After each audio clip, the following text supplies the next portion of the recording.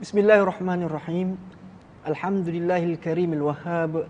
Istafa min ibadihi hamalatil kitab. Wa wa'adahum ala jazilis thawab. Wassalatu wassalamu ala rasulillahi sallallahu alaihi wasallam. Sayyidina Muhammad wa ala alihi wa ashabihi. Wa ulaika hum ulul albab. Assalamualaikum warahmatullahi ta'ala wabarakatuh. Waalaikumsalam warahmatullahi wabarakatuh. Alhamdulillah para penonton, kita bertemu lagi dalam rancangan Muqaddam, di mana satu rancangan yang membahaskan dan membincangkan tentang bacaan Al-Quran dan berkaitan tentang ilmu-ilmu Al-Quran. Jadi bersama saya pada episod kali ini adik-adik dari Mahat Tahfiz Akademi Iqra Al-Quran dari Sungai Merak, dan begitu juga para penonton di rumah. Saya doakan agar sentiasa sihat walafiat dan sentiasalah bersama dengan kami dan setialah bersama kami hingga ke akhir rancangan. InsyaAllah banyak lagi rancangan yang ataupun program yang ataupun mata pelajaran yang akan kita dedahkan, bahaskan dan bincangkan, ya. Jadi seperti mana seperti biasa kita mulakan sebelum ni kan bacaan Quran kita mulakan dengan bacaan doa. Dan para penonton juga boleh tengok dekat skrin dan kita angkat tangan dan bacalah doa. Semoga hati kita dapat ketenangan, semoga lidah kita sentiasa diberikan kelancaran dan hati kita konsisten dan semangat untuk baca Al-Quran. Sama-sama kita angkat tangan, insya-Allah. Bismillahirrahmanirrahim. Amin. Allahumma nawwir. Amin. Bil kitabi basari. Amin. Wa atliq bihi lisani. Amin. Washrah bihi sadri. Amin. Wasta'mil bihi jasadi. Amin. Bihawlika wa quwwatika. Fa innahu la hawla wa la quwwata illa bik. Amin. Ya arhamar rahimin. Amin. Walhamdulillahi rabbil alamin. Amin.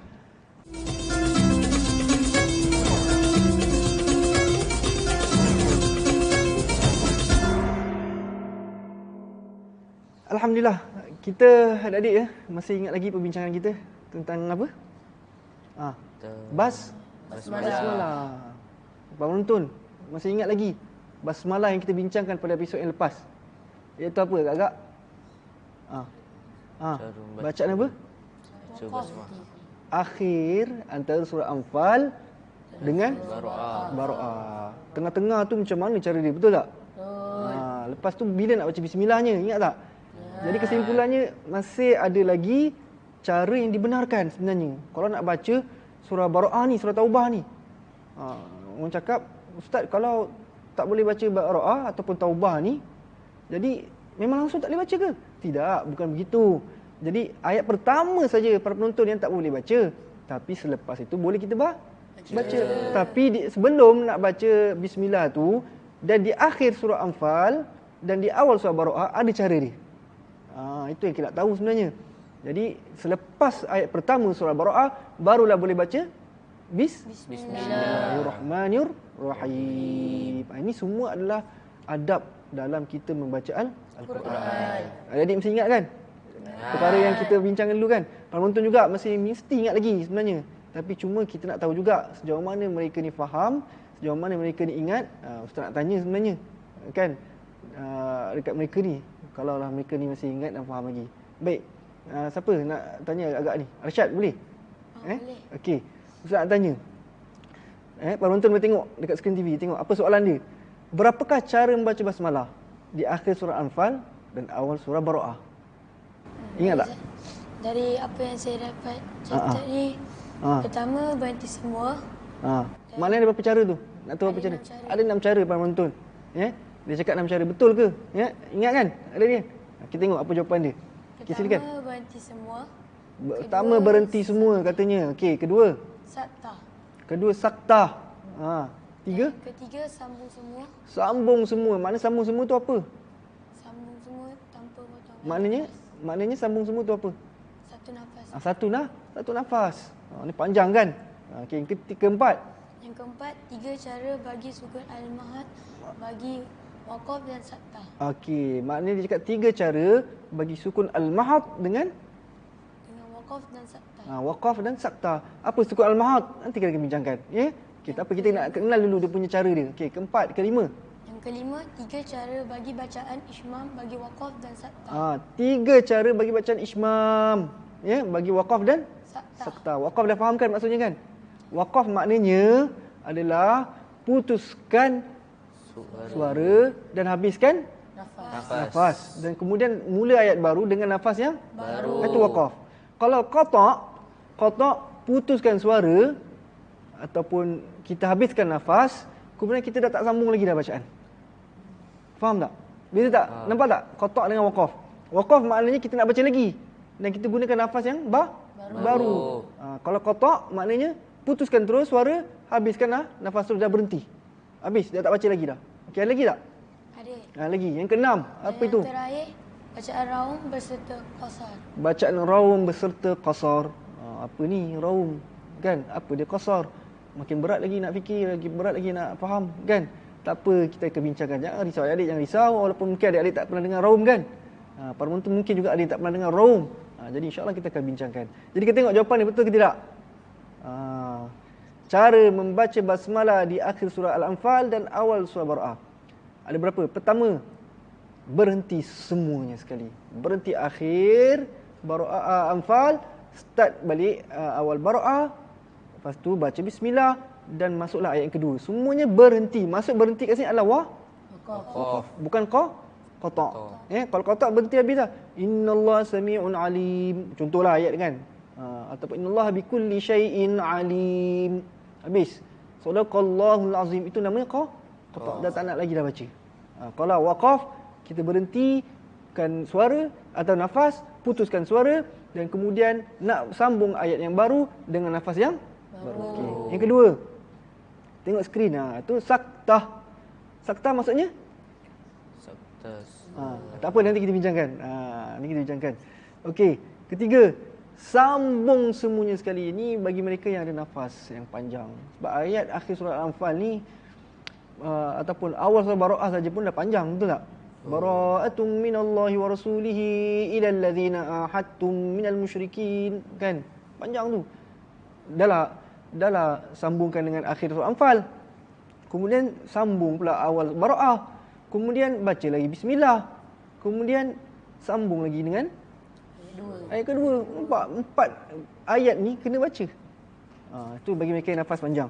Tak ada masalah, yang penting boleh dibenarkan. Yang keempat, 3 cara bagi sukun al-mahad, bagi waqaf dan sakta. 3 cara bagi sukun al-mahad, bagi waqaf dan sakta. Apa sukun al-mahad nanti kita bincangkan. Yang kelima, 3 cara bagi ishmam ataupun bacaan ishmam, bagi waqaf dan sakta.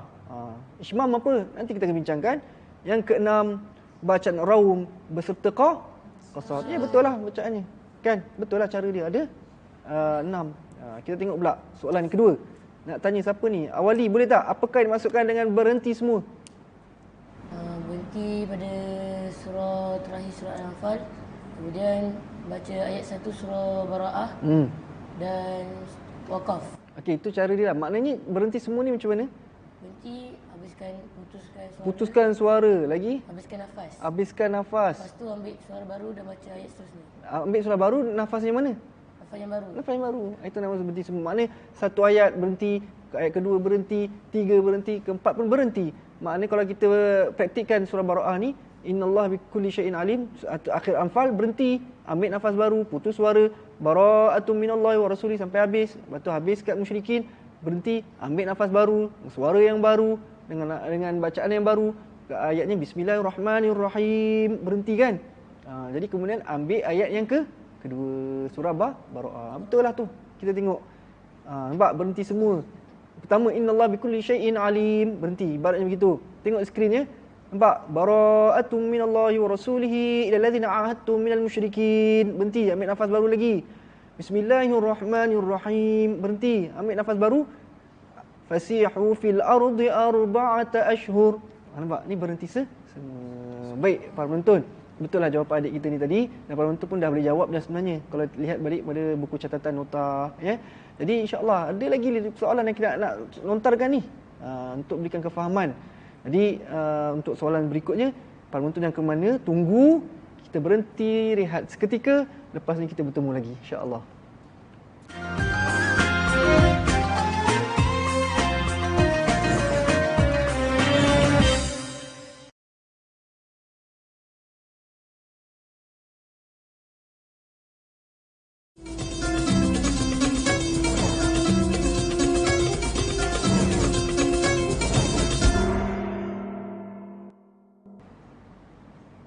alhamdulillah para penonton, kita kembali lagi dalam rancangan Muqaddam. Jadi kita dah sebentar tadi kita dah tanya adik-adik kita ni dua soalan, iaitu makna berhenti semua dan apa? Makna sak? Belum lagi. Dengan makna apa? Bacaan tadi. Bacaan basmalah.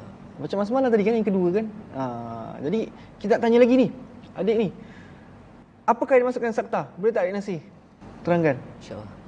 Sakta ialah memberhentikan bacaan tanpa mengambil nafas dengan kadar 2 harakat dan menyambung bacaan yang baru dengan kembali dengan nafas yang sama. Yang ni dia nak bagi tahu kat kita. Kita tengok jawapan dia dulu. Tengok sakta maknanya menghentikan bacaan seketika. Sekejap je. Tanpa menukar nafas dengan kadar masa 2 harakat.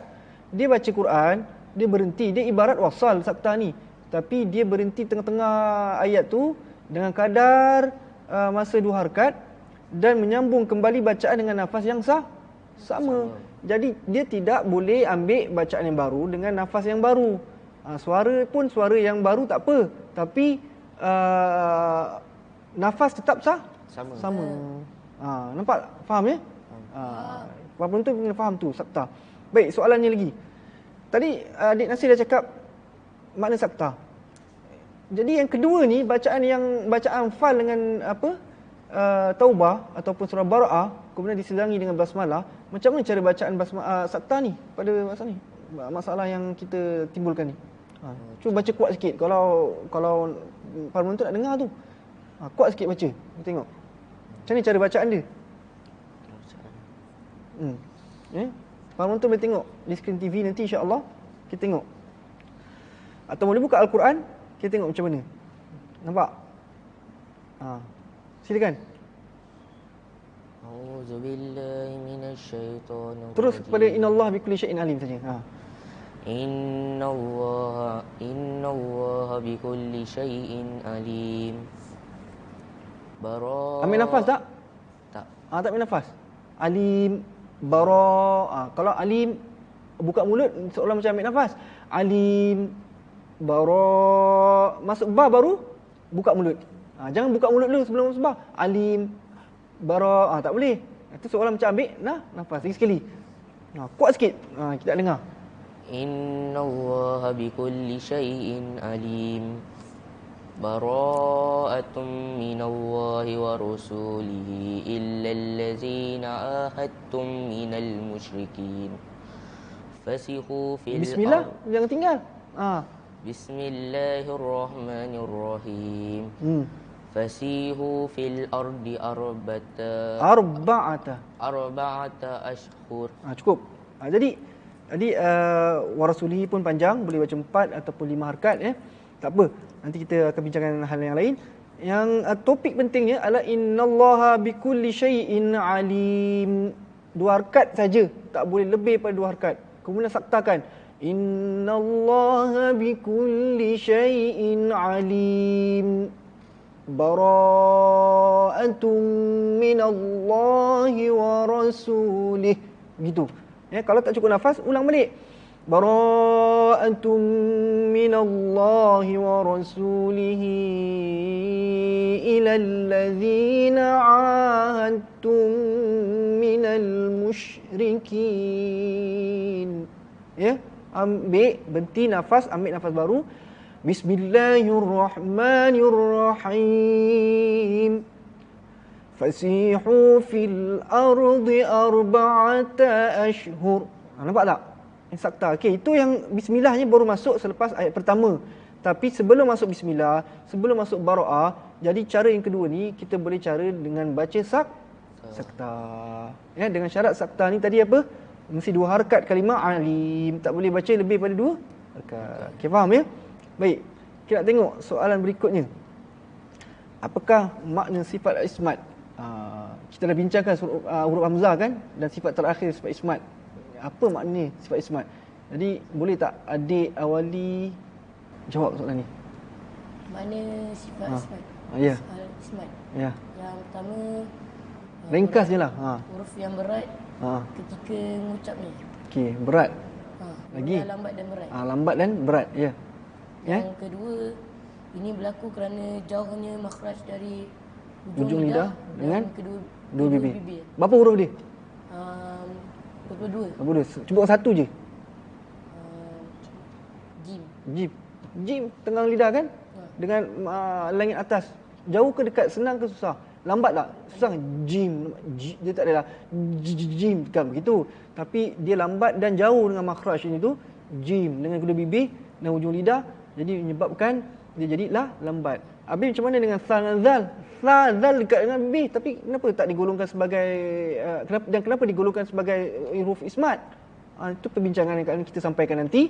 Ya, jadi kita nak cerita dulu asal huruf ismat, iaitu jauh dengan bibir dan makhraj. Ya, okey para penonton. Hurufnya ada berapa? Ada 22. Tengok seperti mana jawapannya. Nampak? Ia berlaku dengan jauh makhraj. Sifat ada dua huruf kan? Okey, sebutkan huruf bagi sifat ismat. Satu cukuplah. Adik Arsyad. Satu je. Selain daripada jim. Selain daripada jim. Alif. Alif, ya. Okey, pak penonton, jim, alif dan sebagainya. Dia tahu dah tu. Ya, ada 22 huruf, banyak. Lagi 7 baki adalah sifat lain. Insya-Allah para penonton, ada lagi perbincangan yang kita nak bahaskan. Jadi para penonton jangan ke mana-mana. Kita berhenti rehat seketika. Kita jumpa lagi selepas ini insya-Allah.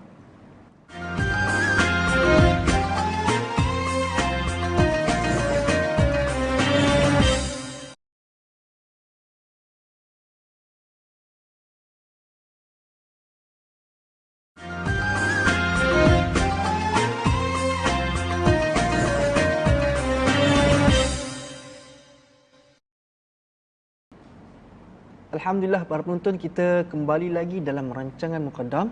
Jadi tadi sebelum kita berhenti, kita dah tanyakan soalan berkaitan tentang basmalah ataupun cara bacaan basmalah di akhir surah Al-Anfal dengan awal surah Bara'ah. Dan kemudian kita tanya juga tentang makna sifat huruf hamzah, iaitu sifat apa?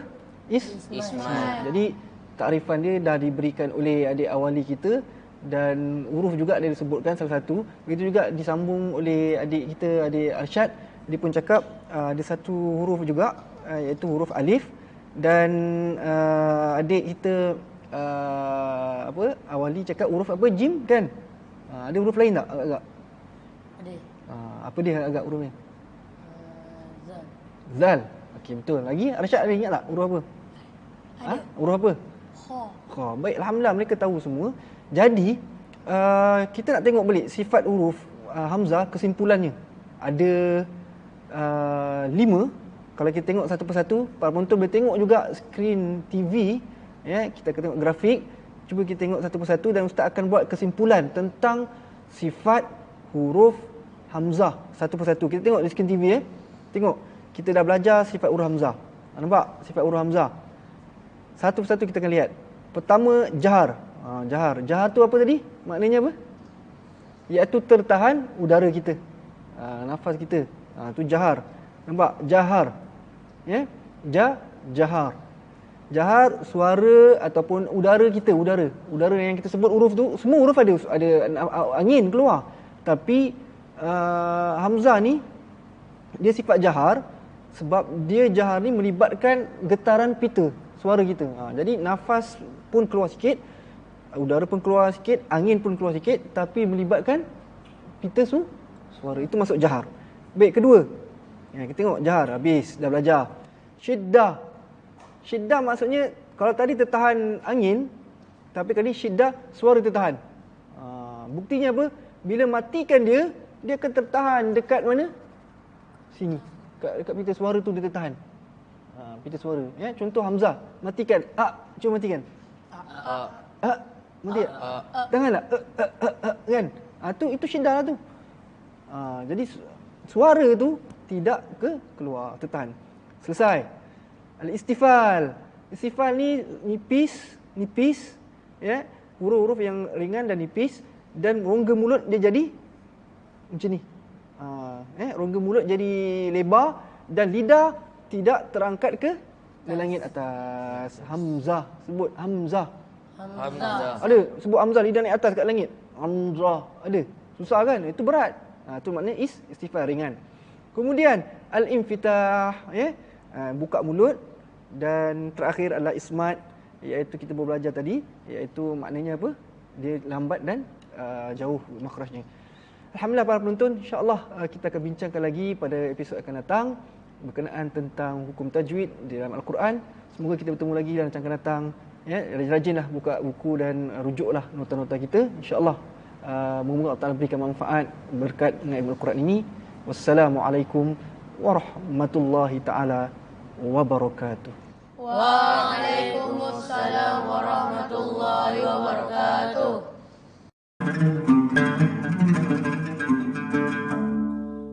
كلام قديم لا يمل سماعه تنزه عن قول وفعل ونيات تنزه عن قول وفعل ونيات فيا رب متعني بسر حروفه ونور به قلبي وسمعي ومقلاتي ونور به قلبي وسمعي